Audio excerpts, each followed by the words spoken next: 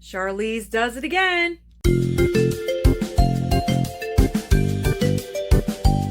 Hey everyone, welcome back to my channel. In today's video, I'm talking about the new Netflix original movie, The Old Guard. If you are new here on my channel and you like content like this, then definitely hit that red subscribe down below so you don't miss any future content. Now, I had no prior knowledge about this film going into it. Apparently, it's a comic book. All I knew was it starred Charlize Theron, and that's all I needed to know, and I will get to that in just a second.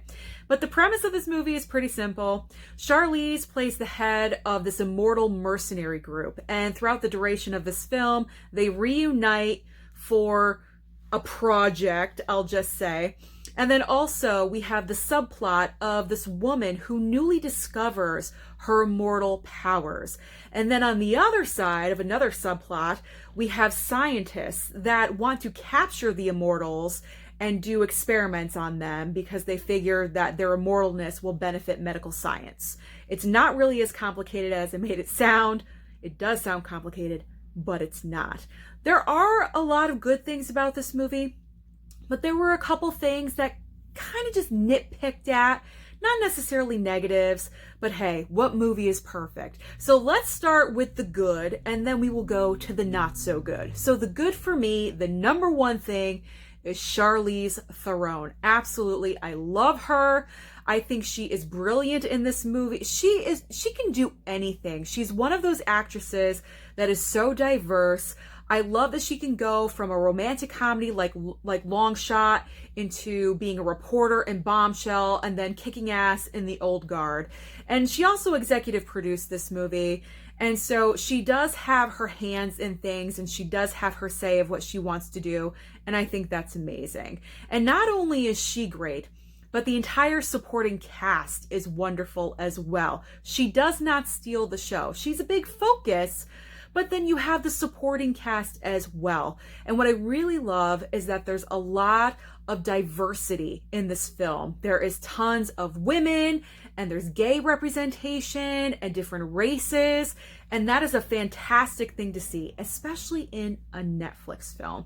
Now, the plot is kind of a little confusing, and that's where kind of my drawbacks are.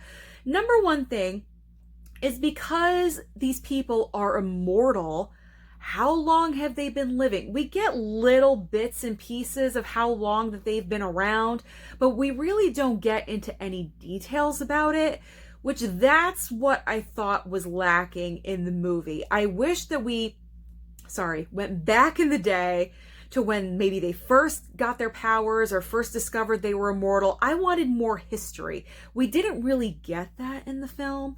And then the other thing that I thought was kind of glossed over was the new woman that is discovering her immortal powers, and that's how we're discovering all of these things is through her eyes. I would want questions answered, and she wasn't really asking a lot of questions, and there weren't any explanations. And I would think if you newly discovered that you're an immortal being, you would want to know stuff. You would want to know, okay, if I die this way, am I going to come back? Are there rules of any kind? And it didn't really go over that. So that part I was kind of just And then another thing was, I wish we kind of let the medical part of the plot line go to the wayside. I feel like this film should have focused on the core group of the 4 original mercenaries, discovering the 5th newbie, and then kind of introducing her into the new world that she's in and telling her the rules and going back in time and going over the other 4's past histories. I feel like that's the way the movie should have gone, especially since the ending is so open-ended for another movie. I feel like they're probably definitely going to do a sequel.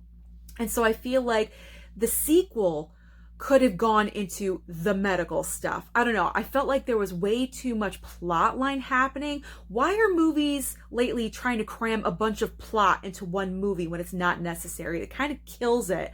But overall, I enjoyed this film a lot. It's usually not my kind of movie that I would go for, but like I said, Charlize Theron was my number one draw to it because I love her as an actress, And I felt like that was smart casting because she appeals to both men and women. And so that was a wonderful choice. And overall, the locations were good. The relationships between the actors were fantastic. And like I said, gay representation and other races. It was a wonderful thing to see. So do I recommend you to watch The Old Guard? Yes, I do. Especially if you enjoy movies like this with some action and fight scenes, I would definitely watch it. But my question is, what was your opinion of The Old Guard? Let me know down below in the comments. Don't forget to like and subscribe, and I'll see you next time.